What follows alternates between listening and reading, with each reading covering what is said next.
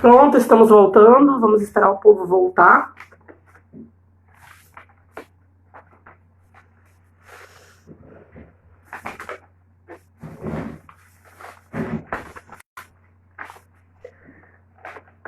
Esperar os convidados voltarem também. Cíntia já voltou. Eu quis deixar para o final, porque para fechar, certo? Najara, bem-vinda. Voltamos.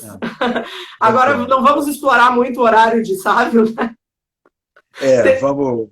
Termina o que tu está, se tu consegue, termina o que tu estava falando, e quando eu vi já estava aqui 8 segundos. 8, 7 aí. Eu tive que... Sávio, obrigado, viu? Obrigado pela gentileza. Mas vamos ser breves. Mas a gente estava falando sobre... a gente falou sobre o idioma e a gente falou sobre... Deixa eu ver, porque essa coisa de cair a gente se perde, né? A gente estava... Não era na questão da culinária, né? Sim, da questão da informação cultural iorubá no Brasil e se ela é mais importante do que a portuguesa. Não me parece, não. Nós somos uma grande mistura. E tem uma coisa que a gente tem que falar, é que a nossa forma de organização, estruturação política e institucional é de origem portuguesa, né? Então, é de origem portuguesa e, a partir da portuguesa, europeia e americana. Então, nós temos tradições que passam do ponto de vista político e institucional, que, aliás, não poderia ser diferente, né? Nós fomos colonizados, portanto, houve um exercício do Estado português no Brasil, logo, as instituições que nós aprendemos no Brasil que existiam eram as instituições de Portugal. Então, o Brasil independente já se tornou... O Brasil independente é muito curioso, porque quem torna o Brasil independente é o príncipe herdeiro de Portugal, dizendo que o Brasil é império e reproduzindo formas de organização política e institucional portuguesas. Então, nós temos, isso é inescapável, uma forte influência do ponto de vista político e institucional que vem de Portugal, né? E depois, no final do século XIX, também da França, também dos Estados Unidos, né? E aí começamos a absorver outras informações de caráter político e institucional desses outros ambientes. Agora, a cultura popular no Brasil, ela é fortemente marcada pela tradição negra, e aí não só Iorubá, Banto e todas as outras possíveis denominações africanas que chegaram ao Brasil, porque nós falamos de tradições africanas no Brasil. E é muito curioso porque a gente devia falar, né? Tradições africanas nos Brasis, porque a gente acha que é uma coisa só e acha que a pluralidade é apenas africana. A pluralidade devia ser nossa, né? Então, a gente devia se entender também como plural o tempo todo. Mas, bem, é isso. A nossa informação, nossa cultura popular, ela é fortemente marcada pelas tradições africanas descendentes da África e também indígenas, né? Então, as nossas tradições populares, a nossa cultura popular, aquilo que vai à nossa mesa, né, que está no nosso corpo, isso a gente pode dizer que é fortemente, ou talvez até principalmente, das tradições africanas e indígenas do Brasil. Tá, a gente tem gente pedindo para continuar para falar, mas a gente tem que daqui a pouco encerrar, porque tem outro professor para falar, né? Eu vou fazer aqui mais 2 perguntas e aí a gente encerra, tá? Se não te importar, porque em respeito a Sávio, né, que está aí, a gente já... Então, a primeira pergunta que fez Richard Dick a presença de registros de diversas religiões de literatura de Ifá não confere um caráter ecumênico à filosofia ifista? Quem fez a pergunta? Richard Dick, eu não sei quem é, deve ser amigo teu. Richard Dick, tá. Richard, desculpe se eu não estou pronunciando o nome corretamente, mas sim mesmo. Kleber, é Kleber, ele falou aqui. Kleber. Ah, tá, Kleber. Obrigado, Kleber. Obrigada, Kleber. A sua pergunta é ótima, porque a resposta simples é sim. A resposta um pouco mais complexa é sim, e por quê? Os Yorubá têm, na África, já nós conhecemos registros na África de uma abertura ecumênica e sincrética também. São duas coisas diferentes. Né? Então, mais do que não só o ecumenismo, mas também o sincretismo. Os Yorubá absorvem com facilidade informações exógenas e passam a ser iorubanas também. Então, a gente vê isso em diversas circunstâncias. Por exemplo, Omolu, Nanã, são orixás que, tradicionalmente, nós atribuímos à tradição Jeje, e que os Yorubás incorporaram em seu panteão. Entendeu? Uhum. Xumaré e Beje incorporaram em seu panteão. Então, se tornaram Yorubá. E aí, Omolu já tem diálogos com Ogum. E aí, Omolu já tem diálogos com Xangô. Né? E Omolu tem diálogos com Orúmila e com Oxalá. Então, Omolu, que é um orixá, e Nanã, que tem diálogos com Oxalá. Então, e por aí vai. Esses orixás são incorporados lá. Uhum. Então, lá tem um ambiente sincrético. A presença no norte da atual Nigéria do Islã, e então a gente está falando de coisa que vem do século VIII para cá apenas. Não quero entrar na discussão do quanto tempo tem a religião de Orixá e de Ifá, mas alguns autores falam de milhares de anos. Eu lembro que eu tive o prazer, a alegria de entrevistar Abdias Nascimento, talvez numa das últimas entrevistas do Abdias, que é o fundador do movimento negro no Brasil. E o Abdias, ele me mostrou, fui à casa dele na Glória, e me mostrou um enorme quadro que ele havia feito e que recuava as tradições religiosas africanas há coisa de 8.000 anos. Eu não quero entrar nesse mérito, porque não é exatamente o tempo que conta para a valorização dessas religiões, mesmo porque a Umbanda é uma religião que eu amo tanto e nasceu no final do século XIX, início do século XX. Então, não é exatamente por conta do critério do tempo que a gente deve contar a valorização das religiões. Dito isso, a presença muçulmana no norte da África, né, chega ali beirando, na região do Mali, na região ali da Nigéria, e tem trocas com o universo iorubá. Então, por exemplo, entre os Yorubá existem histórias, existem mitos em que Xangô faz uma viagem, vai a um lugar muito distante, encontra pessoas fazendo jejum, olha só, para saudar o seu Deus. Então, existem interações religiosas que ocorrem lá. A oração de Oturameji, que é um Odu dos 256 do Panteão, os babalaôs reconhecem, Oturameji, Shekun Fá, Malé, Fafumboni, Socorrifá, Nika Farefunangareu, Salamalé, Malé, Salaifá e Malé. Incorpora uma saudação muçulmana na oração iorubá. Então, esse sincretismo, esse comunismo é de lá. Né? E é uma pena que isso parece ter se perdido, porque a gente o tempo todo deve acumular informações que são outras, que passam a ser minhas, então transformamos isso. O sincretismo é um fato. Né? Queiram ou não, gostem ou não, o sincretismo é um fato. Né? Rogério, isso, obrigado, são 5h10, mas tem uma pergunta das meninas, da Cíntia e da Nadus, que eu não sei se elas vão ficar chateadas se eu não ler aqui, porque já estou me sentindo culpada com o Sávio, né? Que Sávio está aí esperando, a gente já passou 10 minutos. Elas queriam que tu falasse um pouco sobre teu último livro, mas eu não sei se isso pode... se tu puder falar brevemente, aí a gente encerra. Falo brevemente. Bom, o último livro publicado está aqui, ó, é esse. O Filho Querido de Olóculo. Esse livro é um livro muito querido. Eu reescrevi um conto de Ifá que está presente no Odu Osakolejá. Então, eu falo muito à vontade que o livro é lindo, porque a história é linda, porque a história não é minha, eu só reescrevi. E as ilustrações são maravilhosas e foram feitas pela Clara Zúñiga, que é a minha esposa. Qual é a editora? Qual é a editora para a editora Palas. A editora Palas. Tá aqui, ó. É a Palas. E o livro foi lançado no final do ano passado, com ilustrações da Clara. O livro foi selecionado pela Associação de Escritores e Ilustradores do Brasil como um dos 5 finalistas, né, dos 5 melhores livros ilustrados do ano passado, no quesito conjunto das ilustrações.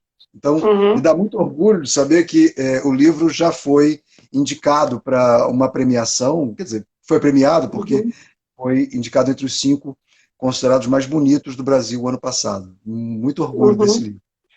Eu estou trabalhando agora num outro livro, né, que espero que seja lançado. Aliás, na verdade, estou trabalhando em 2, estou escrevendo outro, um paralelo aqui.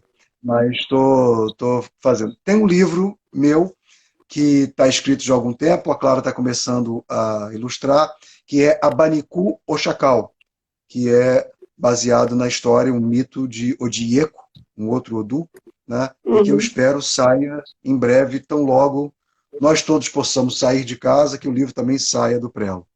Certo. Rogério, eu vou te agradecer imensamente. Já tem aí gente dizendo que tem que fazer uma outra live só contigo, né? Dizer que no dia 13 tu vai estar também no Instituto Camões, do Cabo Verde, né? Sim, tu tem uma dia fala 13, dia 13. Isso, eu quero convidar a todos. Obrigado, Laura, você lembrou porque eu ia esquecer. Mas dia 13 eu estarei falando nas comemorações do Dia da Língua Portuguesa, que vem acontecendo lá em Cabo Verde.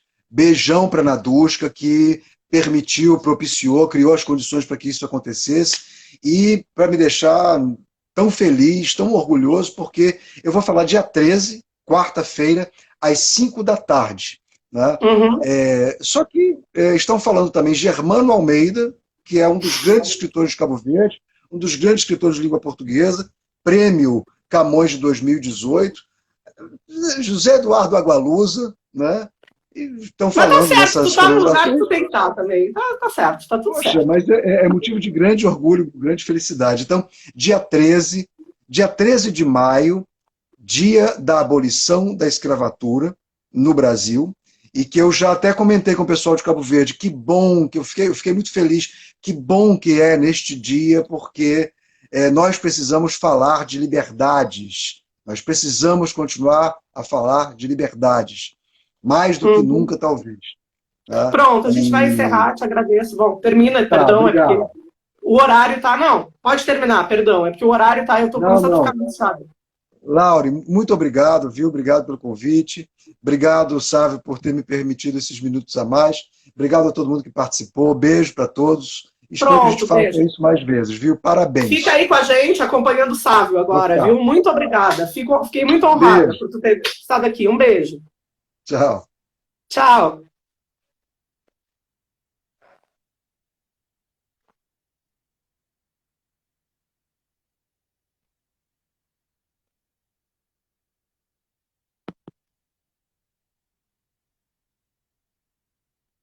Gente. Meu Deus.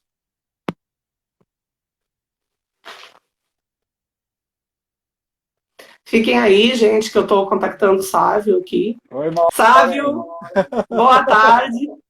Desculpa, Boa tarde. viu? Desculpa Muito ter, rico, ter né, passado o rapaz? tempo. Não, a gente não pode. Aqui o lugar é da voz, né? Então a gente tem que deixar que a voz ela se professe até o tempo que o tempo é o tempo da voz, né? Para usar uma citação do Poussin. E o discurso de Rogério é fantástico, né? Muito esclarecedor. Ele faz, na verdade, prolegômenos para algumas coisas que eu já vou falar, né? Um discurso com muita profundidade sobre Fá, né? É preciso ter muita coragem hoje para falar sobre Fá e sobre a sabedoria que Fá dá, né, aos seus babalaôs dentro do meio acadêmico, né? Então a gente tem um espaço hoje de isso é resistência, isso é Sim. resistência, né? E a Te fala do apresenta para o Rogério, pessoal que não te conhece. E bom, a eu sou fala é Sávio, tua. ok, eu sou Sávio Freitas, sou professor agora, né, da Universidade Federal da Paraíba, eu fui redistribuído, eu entrei no Serviço Público Federal pela Universidade Federal Rural de Pernambuco, né? Tenho doutorado na área de letras, minha formação é toda concentrada em letras, e já há uns 12 anos, 15 anos eu estudo as culturas africanas de um modo geral e já tenho quase 20 anos de iniciado no candomblé. Então, essa minha ligação espiritual com o candomblé que me faz, não é, fez com que a gente fizesse esse diálogo. Não é? Nada é por acaso. Não é? Eu Não, conheci com certeza não. Aí comecei a assistir a sua live com a Cíntia e com a Nadusca, e a gente começou a debater, e veio essa necessidade de se discutir religião, religião de matriz africana, essa ideia de matriz africana, e o Rogério foi muito feliz em muitas colocações, né? Eu fico muito satisfeito com a academia e com as pessoas que fazem parte do nosso grupo, né, Maureen? A gente é um grupo que tem muito cuidado com as informações que a gente passa, porque, ao contrário do que se pensa, existe aí fora, não é só o racismo de cor, né? Uhum. Existe o racismo religioso, né? Existe o racismo acadêmico, o racismo ele ocupa, né? Ele é tão perigoso quanto o coronavírus, né? Ele vai se multiplicando Verdade. rapidamente, vai se multiplicando rapidamente, e se a gente não pegar esse touro-unha e tentar estabelecer algum controle, as coisas vão fugindo do caminho que realmente devem seguir, né? Mas antes de começar a minha fala, eu queria realmente pedir a Gu, ao grande orixá da comunicação, que é Exu, né? Eu sou de uma tradição de Queto e aprendi a ter esse respeito a Exu. Exu é o grande mensageiro dos orixás, ele que permite essa comunicação. Antes de eu começar aqui a me organizar para essa live, eu comecei a rezar, pedir orientação, tomar cuidado com o que a gente vai falar, porque o Rogério sabe, as pessoas que são ligadas às matrizes africanas sabem que a palavra ela tem muita força, e depois que o ossá, depois que a palavra ela sai da boca, não tem mais como reverter a situação, né? Uhum. Por isso que eu acredito que nós, enquanto seres humanos, estamos pagando um preço muito caro por ter o poder da fala, né? Aliás, Uhum. eu acredito que o poder da fala ele é muito mais perigoso do que o lugar de fala, muito mais Uhum. perigoso. Então, a gente tem que aprender a respeitar esse poder que as forças divinas, que as forças da natureza nos deram, certo? O que eu Uhum. preparei para vocês foi algo ligado à literatura, e foi muito bom que o Rogério começou a falar desse contexto, a falar do candomblé, né? Ele colocou coisas muito importantes sobre o candomblé, né? O candomblé é realmente uma grande ciranda cultural criada aqui no Brasil, ele coloca muito bem isso, e eu vou pegar, né, esse gancho dele como se a nossa fala entre mim, você e ele, todos que estão aí compondo essa live, fosse uma grande ciranda, uma grande gira de troca de conhecimentos, de aprendizado, não é? E de amadurecimento intelectual e espiritual também. Né? Então, eu Uhum. espero que Exu permita que isso comece e termine como tem que terminar, e que meu orixá Oxum me dê o dom da palavra, como sempre vem me dando, para poder desenvolver mais essa atividade que me foi imposta por você. Bom, eu vou começar respondendo uma pergunta que foi feita pelo Rogério Ataíde, né, que é uma coisa que me tocou muito, quando ele diz que o orixá é um sentimento. Realmente ele pegou no lado fraco das pessoas que são iniciadas. Ele, como Babalaô, sabe que isso é um lugar de muito afeto, nosso orixá, né? Então, quando eu me iniciei no dia 29 de junho de 2000. Eu estava no meio do curso de letras. E havia muito tempo eu tinha a resistência em relação ao ato iniciático, Uhum. porque eu não entendia a relação que a espiritualidade tinha com as forças da natureza, né? Eu venho de uma família de direita, católica, né?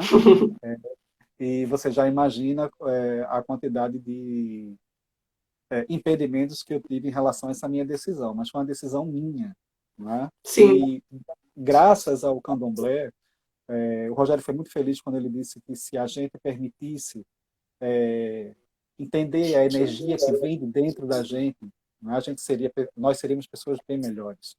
E o orixá é essa energia que vem dentro da gente, não é vem dentro da gente, é o orixá, é a Uhum. força da nossa mente. Né? Por isso que a meditação, o controle do pensamento é algo tão forte. Né? Quando você consegue Uhum. estabelecer esse equilíbrio entre a mente e a força que existe dentro de você, as coisas começam a ter equilíbrio. E o candomblé me ensinou isso. O candomblé me ensinou a respeitar tudo, a respeitar tudo. Me ensinou a respeitar os elementos da natureza, me ensinou a respeitar as pessoas, me ensinou a respeitar os mais velhos, principalmente, né? Que é uma coisa que culturalmente aqui no Brasil às vezes me causa espanto, né? Depois que a gente passa por todo esse processo iniciado. Porque a natureza, ela é muito sábia. A gente é muito pequeno em relação ao conhecimento que a natureza tem, né? E as pessoas são muito medíocres quando se acham detentores do saber e acham que podem dominar o mundo, né? E a gente Com tem aí, certeza. infelizmente, a gente tem um péssimo exemplo, né? À frente da nossa nação, um péssimo exemplo.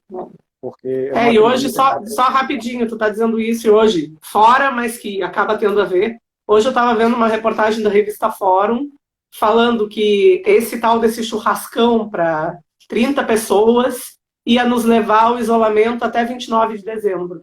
Enquanto outros países vão sair antes, a gente, né? Mas enfim. A gente é que paga o preço pela imprudência das pessoas que dominam. Como dizem os alunos, a gente que lute. A gente que lute, né?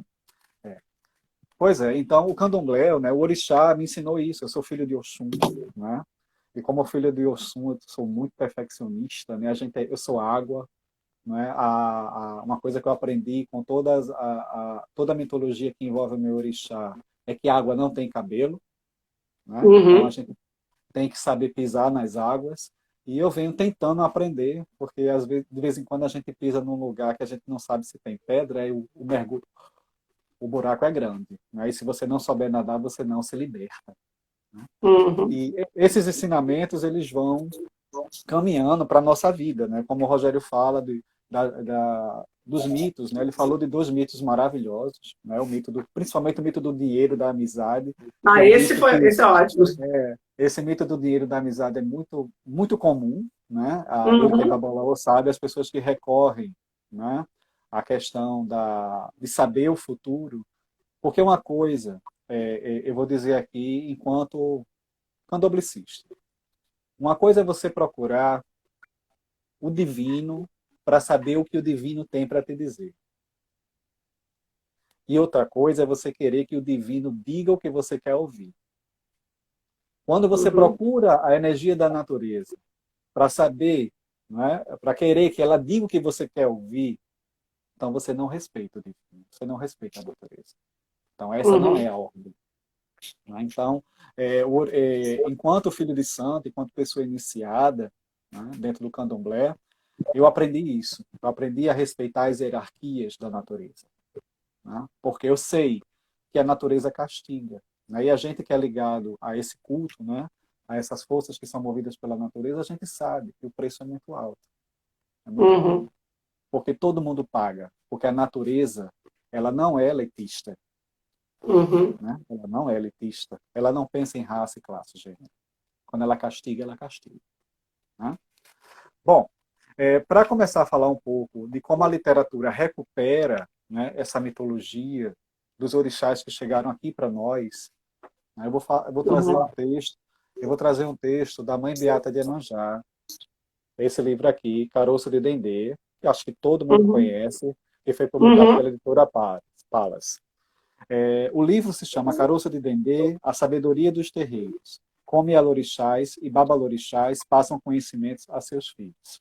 Eu reservei de cada texto, de cada livro que eu escolhi aqui, um texto para não ficar muito longo. Vou trazer da Conceição Evaristo, Poemas de Recordação, essa edição publicada pela editora Malê. E vou trazer alguns poemas da Lívia Natália, como a gente combinou. Água Negra. Né? Não sei se as 3 escrituras são a Conceição Evaristo, sim, mas não sei se as outras são tão conhecidas. Lívia é bem conhecida também. Lívia é bem conhecida, tem Instagram, tem Facebook. Né? É professora da UFBA. É professora da UFBA. É professora da UFBA.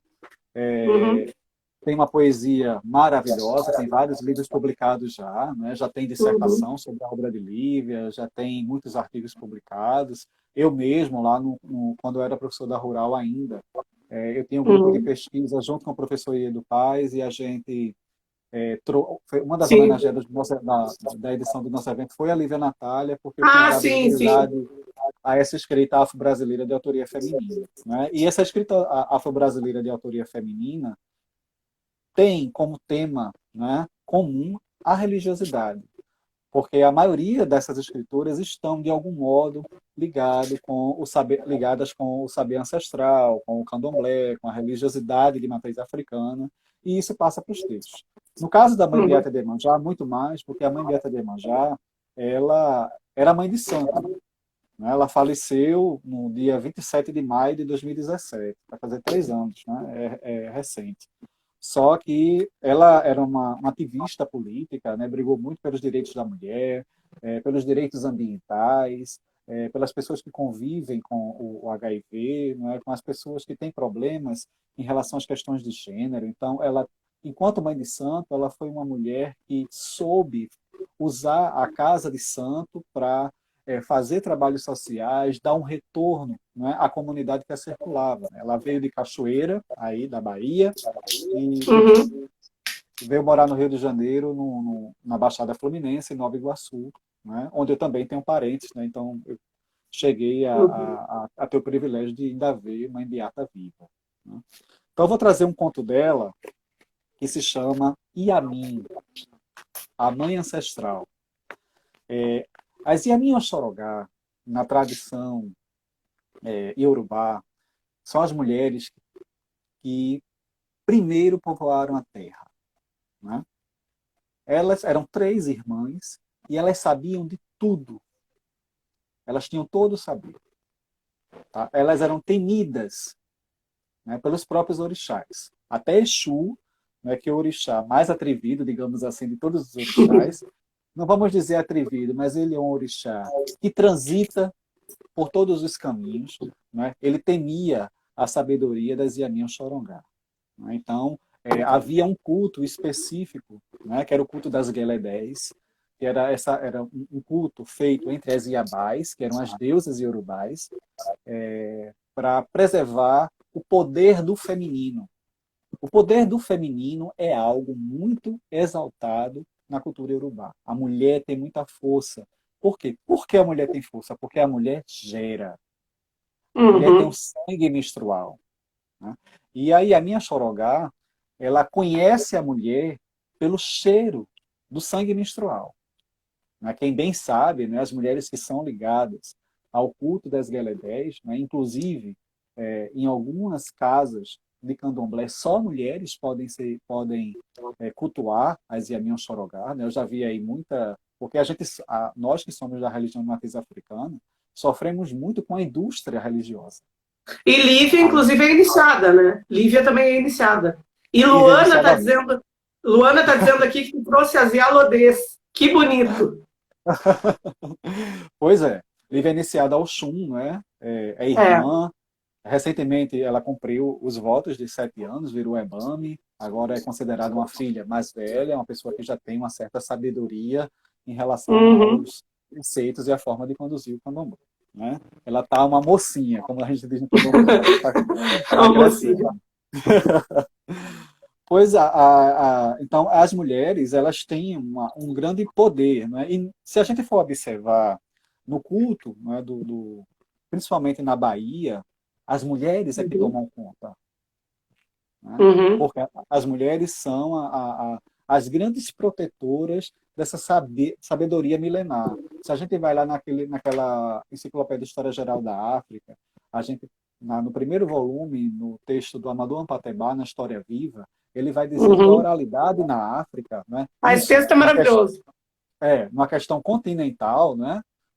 Aí uma questão bem continental, porque quando a gente fala de África, a gente não pode generalizar, mas o Amadou Pantepali fala dessa questão como uma questão universal. A oralidade sempre foi preservada pela mulher, né? Porque durante muito tempo se disseminou essa questão diaspórica da figura do griot, né? Como aquele que é o detentor da oralidade, do exercício da oralidade, mas a mulher que sempre foi, não é, a conservadora, né, desse ato de contar histórias. Né? E se você observar no livro da Mãe Beata, de Iemanjá, tem uma foto dela justamente sentada contando histórias. Enquanto o Babalaú ele conta mitos para fazer a adaptação desses mitos aos dilemas do existir na Terra, né? Porque a gente vive esse grande dilema de existir na Terra. Né? E esses conflitos é que levam, né, os consulentes a procurarem os babalaús para resolver problemas, né? Raramente um consulente procura um babalaú para agradecer. Raramente. Eles geralmente procuram porque tem um problema. Geralmente são problemas de ordem financeira, né? Talvez por isso, né, o Rogério tenha falado dessa questão do mito do dinheiro com a amizade. Né? Geralmente são problemas de ordem financeira e problemas de ordem amorosa. Né? Poucos procuram para a questão de um aprimoramento espiritual, para fazer a caridade, né? Para usar as forças da natureza justamente para aprimorar a sua aura e o seu espírito. Então, durante muito tempo, as Yaminhas Xorogá foram vistas como bruxas malvadas. Né? Que isso é uma questão passada pelo colonizador. Uhum. E o que é interessante é que a mãe Beata, sabiamente, com a linguagem bem coloquial, ela vai dizer, não, as mães ancestrais não eram mulheres más. A maldade, ela está no ser humano. E ela vai se apegar, não é, a uma crendice popular de quando a coruja fica no meio da comieira da casa. A comieira da casa, né, quem mora em casa, tem essa relação com a comieira, principalmente quem é de matriz africana. É por isso que os terreiros de candomblé não podem, né, os terreiros de candomblé que vivem em constante exercício ritualístico, eles não podem ser em apartamento, né, em casas populares, geralmente tem que ser afastado em sítios, a casa tem que ser toda solta. Por quê? Porque a comieira, ela representa, né, o centro entre a vida e a morte. Quando os rituais iniciáticos são feitos no meio da casa. Né? Alguns babalorixás utilizam o termo mina, na mina da casa. Por que a mina? Porque a mina é o lugar onde se tem um grande tesouro. E o grande tesouro do candomblé é justamente essa sabedoria de saber existir entre a vida e a morte. Porque nós, que somos iniciados, somos eleguns. O que são os eleguns? Nós somos veículos para que os espíritos atuem. Né? Então a gente tem que se preparar, né? Tem que ter o corpo preparado para que essa energia invada seu corpo e exerça, né, a sua manifestação, em alguns casos, a comunicação até. Então a mãe Beata da Mejá vai se apegar a esse aspecto e vai tentar desmistificar. Por isso que é importante, né? Foi tão importante a gestão de esquerda, porque a gestão de esquerda ela vai de encontro justamente a todo esse contrassenso conservador, né, de sistematizar de forma cartesiana o modo de comportamento. Não, você tem que se comportar assim, né, como se fosse realmente um exército. Né? Por isso que se escuta tanto, né, que professor ele não pode falar sobre ideologia em sala de aula, não pode falar de política, né, porque o professor é uma grande ameaça. Né? O professor, para a escola, é como poeta para a República de Platão. É uma ameaça. Né? Porque o professor pensa. Né? E pensar é uma coisa muito complicada para quem tem um projeto e quer executar. Né? Então, essa é a grande perseguição contra os professores. Então, vamos lá para o conto, senão eu não chego no conto. Antes de tu chegar no conto, eu só vou falar uma coisa que eu lembrei. Quando tu estava falando dessa questão das oralidades e dessa contação de histórias, eu acho que se aproxima muito dos indígenas, que os indígenas têm toda aquela, né, a mitologia, toda a questão de ficar em roda. Uma vez essa relação com a natureza. Eu fiz uma entrevista na universidade com um estudante indígena, que era tutor, a minha orientadora era tutora dele, e ele disse assim, não, eu em sonho me contaram que eu deveria ser o pajé. E eu sou jovem, mas como veio em sonho, eu tive que assumir. E aí eu reativei aquele hábito, né, de gritar todo dia às 5 da manhã para que as pessoas se reunissem em roda para ouvir histórias dos mais velhos. E esse respeito, né, que tanto nas literaturas africanas, nas religiões de matriz africanas, quanto nos indígenas, se tem com esse mais velho. Né? Existe. E principalmente, terminou? E principalmente essa questão essa ideia do mais velho mesmo. Numa nessas nossas idas minhas pelo mundo, né, de trabalho mesmo, eu trabalhei em Paulo Afonso e eu orientei um TCC de uma menina que trabalhava com a tribo Pancararu. E eu nunca esqueci disso. ela estava trabalhando as questões culturais, como a oralidade interferia na organização da sociedade, trabalhando a questão do discurso oral, o que era preservado pelo discurso oral, né? Essas coisas que a Uhum. gente estuda. Aí, quando eu cheguei lá, eu vi uma senhora sentada, com cabelo já branco, com mais de 80 anos, e o cacique do lado dela. Aí o pesquisador não vai perguntar para o cacique, né? Porque o Sim, cacique está ali já heteroorganizado. sim, Né?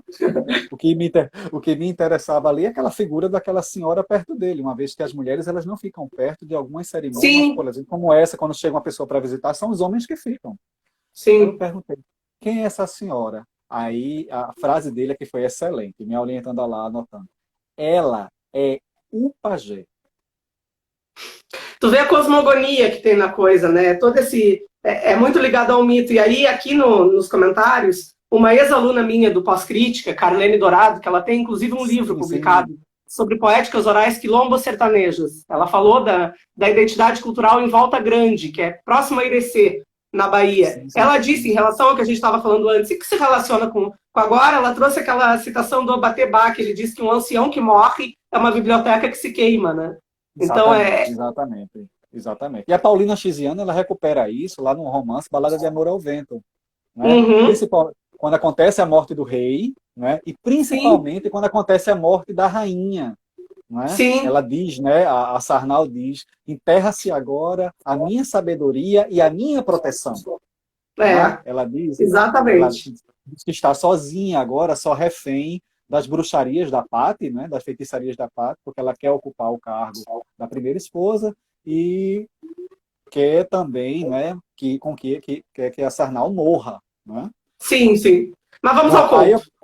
aí eu Ah, perguntei não, Pepino. sim, aí eu perguntei por que ela é o pajé. Ele fez, professor, quando uma mulher ela chega aos 80 anos, para a gente ela é homem.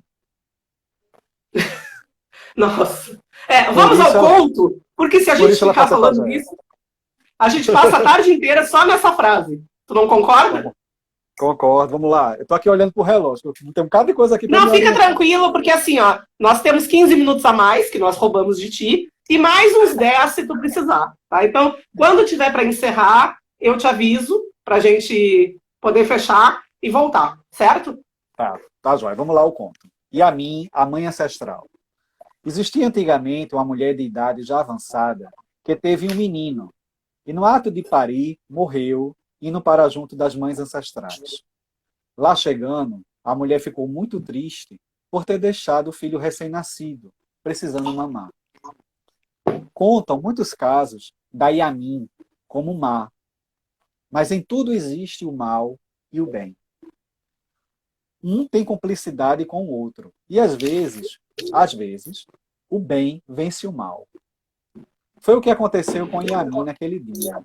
Ela chamou a mulher e disse: olha, nós aqui, quando saímos do mundo, chegamos aqui e temos que esquecer tudo. Mas como você está assim, triste com seu filho, eu vou fazer você virar uma coruja.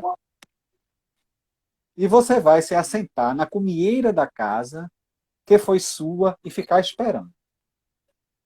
Quando não tiver ninguém no quarto, você se vira em uma mulher e amamenta seu filho.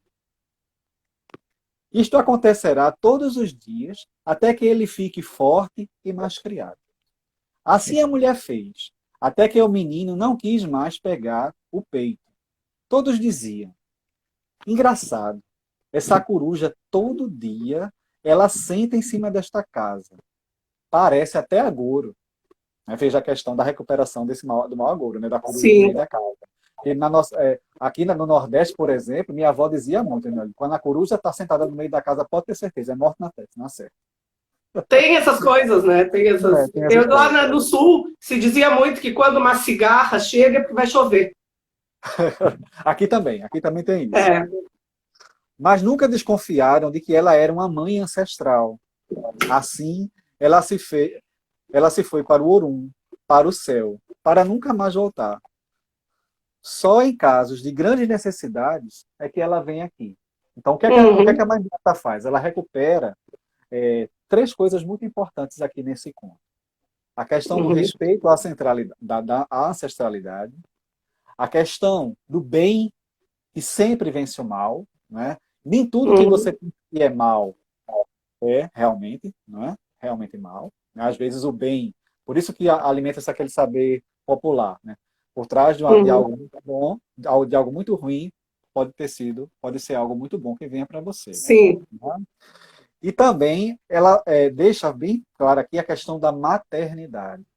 Porque o que foi que fez as Yamin Xologás ancestrais que controlam, não é, a organização do mundo aqui na Terra em relação à sabedoria, não é, abaixo de Ifá, obviamente, né? Ifá com certeza sabe muito mais do que as Yamin, né? Porque ele sabe todos os destinos. Né? Ele abre a interpretação de que a maternidade é um grande poder. A maternidade é algo que transita, não é, entre a vida e a morte. Não é? E eu quis trazer esse conto principalmente porque amanhã é Dia das Mães. Não é? E uma coisa que eu sempre e me emociona muito é a questão da minha avó, porque a minha avó, ela foi a minha mãe de verdade, ela me criou, né? E minha mãe biológica, por ter que trabalhar, teve que ficar um pouco ausente. E minha avó sempre assumiu esse lugar. Né? E depois que ela morreu, o mundo acabou. Mas ainda hoje, por incrível que pareça, quando eu estou triste, eu estou com algum problema para resolver, eu sinto o afago. E quando eu li esse conto da Mãe Beata de Iemanjá, eu percebi, realmente é verdade. Né? Os ancestrais, eles conhecem o poder da existência e respeitam determinadas relações de poder. E a maternidade, com certeza, né, é um estado de poder que a literatura respeita, a ancestralidade respeita, a sabedoria respeita, né?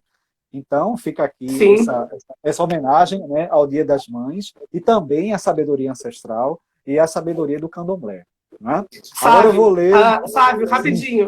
A ancestralidade é tão forte que, geralmente, todo sábado, nesse horário, já teria caído, já teria travado, a live estaria ruim, e desde o início, tá? Então, tem essa energia, tem essa né? Pode ter certeza que Exu e Ogum estão trabalhando intensamente para segurar as redes. Com certeza. Só vou fazer um comentário rapidinho aqui de uma poeta que eu já conversei com ela aqui, que é a Ana Jara Tavares, aqui de Salvador, e ela está dizendo que está emocionada. Estamos em uma geração em que boa parte das mulheres desconhece esse poder, e talvez por isso sofra tanto no puerpério. E ela fez a live com a filha dela mamando junto, então é uma poeta admirável, viu? Ela fez esse comentário, eu fiz questão de desculpe cortar, mas eu fiz questão, ela disse que ela é tão feliz de ser mãe depois de ter conhecido as tradições. As nossas tradições. Você não corta, você acrescenta. Pronto. Você se movimenta com a gente. Pronto. Vou trazer aqui um poema da Conceição Evaristo. São poemas fortes, como todos os textos da Conceição. Sim, a Conceição é maravilhosa. Aliás, assim, minha bênção para a Conceição. Conceição é uma pessoa que parece não, com certeza, ela tem um divino que a protege, ela tem um poder na palavra, ela tem uma sensibilidade de mostrar de forma poética o caos, o trauma, a dor. Né? E tudo que ela viveu, né? O que aquela mulher passou. Então... Ela realmente é uma mulher que merece que a gente tire o chapéu, que a gente se curve, que a gente tome a benção, que a gente abrace, né? Que a gente bata palma, né? Porque ela realmente merece estar no lugar que os ancestrais dela a colocaram. Né? Com certeza, todas as forças divinas têm muito carinho pela Conceição, por isso que ela brilha, porque ela é uma pessoa de verdade. Com certeza. Isso é o que eu sinto muito falta nas pessoas que vivem na universidade. Elas vivem, né, personagens, elas não são pessoas de verdade. Elas não valorizam o conhecimento, o poder divino do conhecimento. É por isso que eu gosto, Sávio, eu gosto de trabalhar com o que é de verdade. Eu gosto da oralidade porque eu gosto desse contato com o outro. E eu gosto desse outro me ensinando. Não é à toa que eu fiz uma tese sobre um sujeito negro e eu criei um conceito em cima de um sujeito que existe. E eu dizia, é o meu sujeito de pesquisa, ele não é meu objeto. Meu objeto? Não, meu objeto não, ele é meu sujeito. Entende? É uma pessoa que está ali, real. Ele está ativo, então, ele está ativo, né? Ele está ativo, é isso. Então, para mim, eu como pesquisadora, a gente sabe que tem o lápis, que a gente tem que produzir, tem que escrever. E às vezes eu acho que eu escrevo menos, porque para mim o que me nutre é esse contato, né? Isso, é esse aprendizado com essas pessoas. Sim. Esse poema é um poema forte, o título dele é forte, é Certidão de Óbito. É uma coisa que a gente vem vendo muito agora nessa situação, nessa pandemia que a gente está vivendo. A gente precisa orar muito, dar as mãos, unir forças. A gente não só une forças, dando as mãos fisicamente, mas a gente pode unir as nossas energias. A gente pode se concentrar no mesmo propósito e pedir, não é? Pedir que a natureza tenha clemência das pessoas que acreditam, que respeitam ela, não é? O Covid é uma resposta da natureza, com certeza, para higienizar mares, higienizar florestas, higienizar a mente humana, higienizar os comportamentos humanos, principalmente, não é? E, infelizmente, Mauri, eu sinto muito por isso, muitas pessoas vão morrer ou pela inocência ou pela desobediência. Com certeza, sabe? Eu acho que isso é muito triste. É muito triste. Porque são vidas, então, né? A única é o que eu coisa disse hoje. Desculpa, pode falar, perdão. A única coisa que a gente pode fazer é orar e pedir que essas pessoas, quando desencarnem, encontrem mentores ou energias mais sábias que possam dar a ela a orientação que elas precisam para que, se existir, como diz o Mircea Eliade, o retorno, eles venham mais preparados para poder preservar esse presente que o Olodumare deu para a gente, que hoje mesmo. Eu comentei no post de um amigo justamente isso. Não são... Porque as pessoas estão muito preocupadas com a economia, né? Mas vão parar os trabalhos, as empresas, não sei o que, não sei o que. E adianta ter empresas com gente morta, quer dizer, adianta ter empresas com caixões. Primeiro é a vida. É a vida, gente. O valor de tanta coisa, a gente aprendeu a reorganizar nossa casa. Muita gente não aprendeu. Aprendeu a fazer. Eu realmente, eu já fazia isso, mas passou a ter um valor melhor, né? Você cozinhar, você sentar na mesa com sua família, você conversar, perguntar, fulano, como é que você está? As coisas eu e meu marido, sabe, eu trabalho em Santa Inês, que de ônibus são 3 horas de viagem aqui. Quem sofre com esses ônibus pinga-pinga no Nordeste, tu sabe como é que é, né? Eu sei o que é isso. Tu sabe, né? Tu me entende, amigo. Então, são 3 horas de viagem, eu fico 3 dias lá, eu não tenho como voltar para casa, né? Saio, esse semestre eu estava trabalhando de segunda a quarta, no semestre passado era de quarta a sexta, então eu saio segunda, 6:30 da manhã de casa e retorno na quarta à noite, ou quinta de manhã, né? Então, assim, eu e meu marido, a gente quase não estava se encontrando. Eu tinha feito uma viagem para Santa Inês e depois eu tive uma outra viagem de trabalho, que eu ia ficar umas 3 semanas sem vê-lo. Aí, com essa coisa do Covid, eu tive que voltar antes. Isso foi muito bom, porque a gente está acabando tendo uma convivência, né, que não estava tendo antes por conta da vida tão corrida. A gente está sendo telefone, zap, mas não é a mesma coisa do que tu tá em casa, cozinhando junto, né, organizando tudo junto, enfim. Cozinhando, sendo feliz, brigando, ficando namorando, que faz parte. Eu espero que quando a pandemia terminar, não venha o álcool Gelson, né? Que tem os filhos da pandemia. Que daqui não vem o álcool Gelson, né? O álcool Gelson foi ótimo, vou até anotar aqui, para tirar onda depois. Continue aí, amigo, desculpa. Então vamos lá para a Certidão de Óbito, né? O poema da Conceição. É interessante como a literatura, o Lourenço do Rosário, ele diz isso naquele livro de Moçambique. Sim.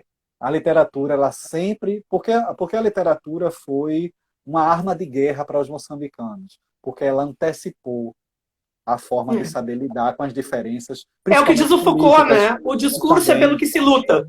E aí eu acho que isso é muito forte quando a gente pensa nessas literaturas, que são literaturas que são permeadas pela guerra, né? Pela guerra, por todas essas... E a gente vem sofrendo muito com isso. E já que você falou do Foucault, né? O Foucault tem um livro Microfísica do Poder, não é? E lá ele disse que a pior questão do poder é a síndrome do pequeno poder. Você acha que domina um pequeno território e você domina o mundo. É isso que a gente está sofrendo. Não é? É por isso que eles têm raiva da gente, Mauri, porque a gente sabe como é que funcionam as coisas.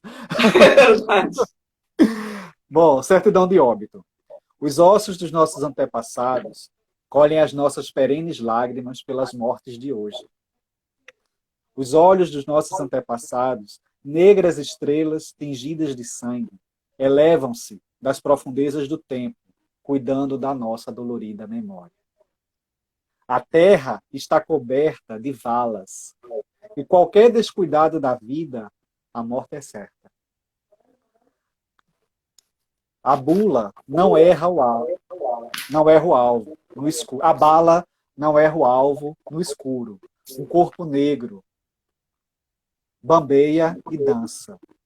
A certidão de óbito, os amigos sabem, veio levada desde os navios negreiros. Então veja como esse poema ele dialoga com a problemática da contemporaneidade. O que é isso, senão uma comunicação do eu poético com a ancestralidade? Principalmente na primeira estrofe, que é muito contemporânea. Os ossos de nossos antepassados colhem as nossas perenes lágrimas pelas mortes de hoje. Né? Isso é uma coisa que na cultura iorubá, não é muito respeitada, que é o saber ancestral. Os nossos ancestrais, eles avisam. Não é? Existe uma reação física a isso. Você olha para uma pessoa e você sente um frio na barriga. Você sabe que aquela pessoa não presta. Mas existe um nosso lado humano que tenta fazer o exercício para que ela melhore. Mas esse frio na barriga que a gente sente, não é o saber ancestral. É a nossa ancestralidade nos convocando para a realidade. Então veja como a Conceição ela é habitada por vozes, né, que modernizam, né, o saber ancestral, né, retextualizam o saber ancestral. Então como o verso ele encaixa com a relação que a natureza vem mantendo, né, com a realidade. Por que eu estou falando dessa relação da natureza com a contemporaneidade? Porque é essa ordem natural que está fazendo com que a ordem social repense seus valores dolorosamente. Não é? Quando ela fala aqui dos mortos de hoje, né, dos ossos dos antepassados, colhem as perenes lágrimas. Né? Porque é isso que você vê. Você entra nas redes sociais, você liga a televisão, você olha para a rua, o que você vê é isso. O que a gente está vendo, tela viva, é o sofrimento. Não? Não sei se eu tenho tempo ainda, eu queria ler outro. Não tem tempo, eu não sei o que aconteceu aqui com a minha imagem, que sumiu. Peraí. Apareceu. Covid-19. Não, sumiu. Agora sim. É tecnologia. Eu apertei aqui um botão na hora que eu botei para a tela. Temos ainda 8 minutos para encerrar aqui essa primeira parte, e aí voltamos. Tá bom. Então eu vou ler eu não vou dizer mais que é um poema, isso já virou um hino na boca das poetas afro-brasileiras, que é o poema Eu, Mulher, bem conhecido. Uma gota de leite me escorre os seios, uma mancha de sangue me enfeita entre as pernas, meia palavra mordida me foge da boca. Vagos desejos insinuam esperanças, eu, mulher em rios vermelhos. Inauguro a vida, em baixa voz, violentos tímpanos do mundo. Antevejo, antecipo, antes vivo. Antes, agora, que há de vir? Eu, fêmea matriz, eu, força motriz, eu, mulher, abrigo da semente, mola contínuo do mundo. Mola contínua do mundo. Então, veja, esse poema é quase que uma oração para as Iabás. Né? Porque o que é a Iabá? A Iabá, na cultura iorubá, é a deusa, é a grande deusa que pode maternar, que pode criar. E nós, no Brasil, temos o privilégio de conviver com várias delas. Né? Da mais sábia, da Nanã, né? Como o Rogério Ataíde bem disse, a Nanã representa essa sabedoria ancestral, essa anciã, que é cultuadíssima no Benin, né? Nessa África subsaariana, da qual o Rogério Ataíde falou. Né? E a Nanã é temidíssima, né? Porque a velhice é sinônimo de sabedoria, é sinônimo de poder. Então, Nanã, principalmente a Nanã Burucu, não é? Aí em Salvador vocês têm a sociedade, não é? Da Senhora da Boa Morte, né? Aquelas mulheres que fazem aquele culto, todas iniciadas ao culto de Nanã. Em Cachoeira tem a festa da Boa Morte, que é no Recôncavo Baiano. No Recôncavo. Então, eu já participei, é muito, muito bonito.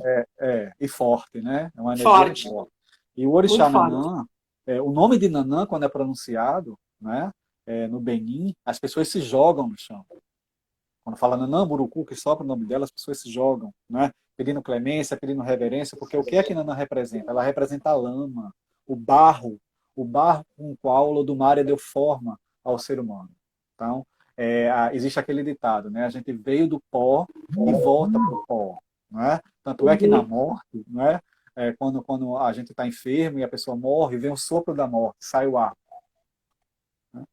Esse sopro é o sopro que Nanã dá. Ele está levando o seu espírito, não é? Para que os ventos de Oiá leve e a barcaça de Logum leve o espírito para o destino que foi reservado para aquele espírito. Né? Então, Sim. Nanã representa isso. Tanto é que quando ela dança, ela representa aquele acalento, não é? Aquela maternidade idosa, não é? Segurando não só o filho, mas também o saber que ela encolhe e que ela amassa com os pés pisando. Não é? Então, a dança do orixá é um texto. Se a gente vai numa gira de candomblé e vê as Irabás dançando, a gente vai tirar dali muitos textos. Não é? E com isso... Rogério está dizendo, desculpa, Rogério está dizendo aqui, parodiando Caetano, as mulheres criam mundos no mundo. Exato. Pronto. Passando de Conceição agora para a gente finalizar com a Lívia Natália. Eu não poderia deixar de trazer a Lívia, que é uma intelectual que eu muito respeito, uma artista, né, da palavra, com poemas muito fortes, vem ganhando muita visibilidade no meio acadêmico, né, não só como professora universitária, mas também como ativista política, como militante, uma pessoa que acredita no orixá, né, ela acredita nessa força que tem dentro do ori, né, dela, essa força que a comanda, é minha irmã, é filha de Oxum, assim como eu sou. E fazendo uma homenagem à Lívia, eu também faço uma homenagem à minha mãe espiritual Oxum, e faço uma homenagem a todas as mulheres, né, que são mães, e só sabe o poder da maternidade realmente quem sente a dor do parto, né, e quem sente o afeto da maternidade, porque a gente não pode dizer que as mães que adotam não são mães. Né? A espiritualidade, ela provoca encontros que são de outras vidas, e é preciso que esses espíritos se encontrem pelo laço materno, pela forma que a natureza comanda. Então, ser mãe é um ato político. É um ato político. Né? Eu orientei uma tese de uma aluna brilhante, eu tenho muito gosto de ter orientado esse trabalho, foi a tese da Ana Ximenes, que ela trabalhou a maternidade política em Hibisco Roxo, de Chimamanda Adichie, e Ventos do Apocalipse, da Paulina Chizinha, de Ventos do Apocalipse, que tem aquela célebre metáfora da morte, né? Mata, que amanhã faremos outro. É muito forte essa questão da guerra. Bom, vamos amanhã tem outra live? Eu entendi que amanhã tinha outra live, não. Não. Tá, desculpa. Vai para outro texto. Tá dando... Eu não sei se tu quer ir para outro texto ou tu quer que eu já encerre, porque tá dando 17h58. Para não quebrar o teu pensamento, eu posso fechar e voltar. Acho que é melhor, né? Pronto. Aí a gente fecha com o texto da Oxum. Pronto. Eu vou fechar e voltar, então. Voltamos já, gente. Voltem com a gente. Até já! Até já!